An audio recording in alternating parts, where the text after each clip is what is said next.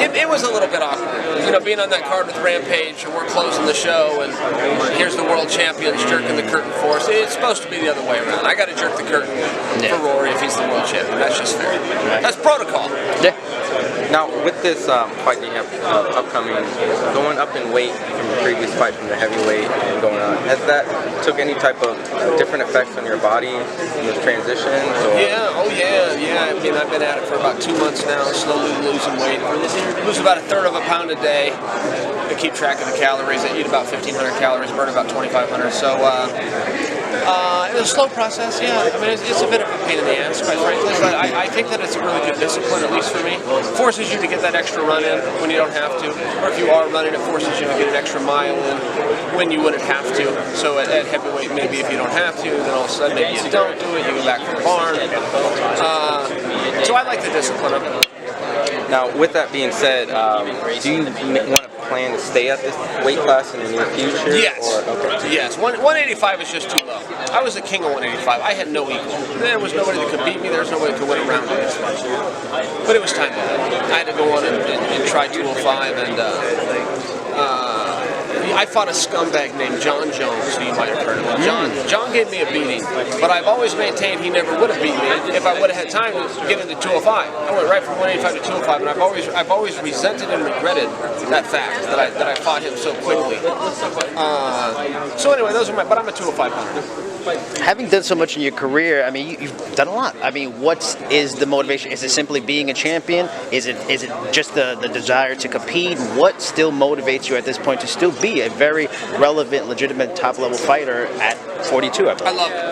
I would miss you guys, quite frankly. I love it. I love the lifestyle. I love getting up and going to the gym and seeing the guys. I don't have a lot of friends. That is my social life. Going to the gym and seeing my teammates and going through the processes and working with the coaches and I'm still getting better. I'm still learning new things. I'm still, all my time in the sport, I've never had an area that I thought, okay, that's done. I've mastered that, let's move on to something else. Never. I've got to get better everywhere. Bigger, stronger, faster, the whole bit. And I'm just trying to be the best I can be. For a person that's fought Fedor, John Jones, Anderson Silva, you told me at the Coliseum you fought George St. Pierre in the basement. Is 2014, Los Angeles, yes. How does a basement fight come together? Yeah.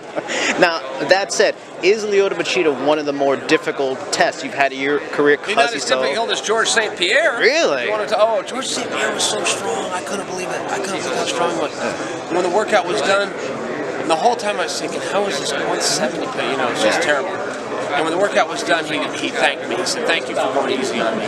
You're so much bigger. I know you could have killed me." I didn't say a word. I just shook my head yes, but inside I was thinking, I was trying to kill you, George. The whole time I was trying to kill you. Is that something that comes together kind of like the end of Rocky 3 or the Apollo and Rocky fight? Like, let's just fight. Let's see what happens. How does that happen? Yeah, well, kind of. I mean, it was a workout. I'm embellishing slightly to say that we wouldn't have fought. I mean, he was a very good partner.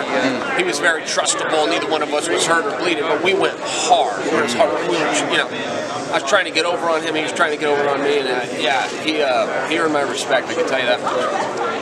Now, just wanted to talk about your long-term goals, not overlooking your opponent, but just want to figure out, is your ultimate goal to win a Bellator MMA title right off in the sunset? I'm in a tough spot.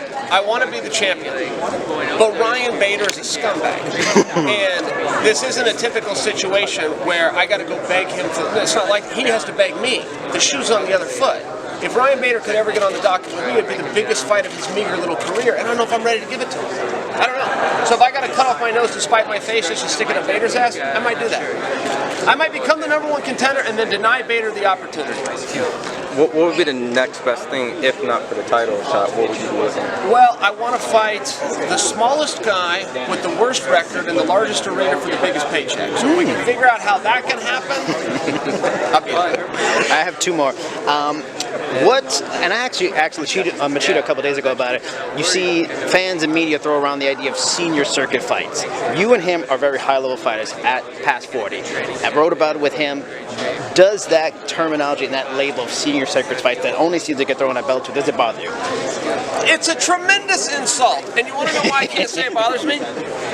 I was one of the guys that started that. When I was coming up and trying to get discovered, and I'd see these guys in front, I used to call these guys dinosaurs, and I used to come after these guys at the highest level. And, so it's one of those things where now the shoe's on the other foot. But I will assure you, I will fight any of them. I only train with guys that are under 30 years old, only because that's all that's in the gym. But I will fight any one of those. If one of those 26-year-olds wants to call me out, I'll answer the call out now. Yes. And last question: thoughts on Tito Ortiz going to Combate instead of Bellator or some of these others? Let's see what happens there. I mean, Tito's very hard to do business with because he's a dishonest human being. But they announced that they have Tito. There has never been a fight announcement in the history of the world where you make an announcement and you don't then announce who his opponent is, what the date is, and where to buy tickets. The only other time that this happened was in an organization called Golden Boy, and you saw how that ended up. It ended in bankruptcy. They closed up shop. So they may believe that Tito's going to fight for him, and he may be going to fight for them. But so far, this has been nothing but smoke and mirrors. They brought a guy out, they got the big moment, and then they sold a grand total of nothing. Which is fugazi, and it's bad business. And there's a lot of bad business out there, but I just don't know if I buy it.